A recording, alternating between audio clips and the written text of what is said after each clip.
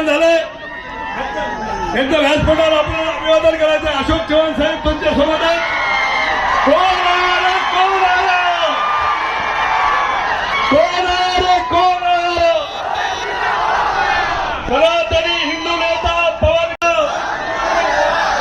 आवाज जोश मध्ये येत नाही। कोण आलं कोण आलं कोण आलं कोण आलं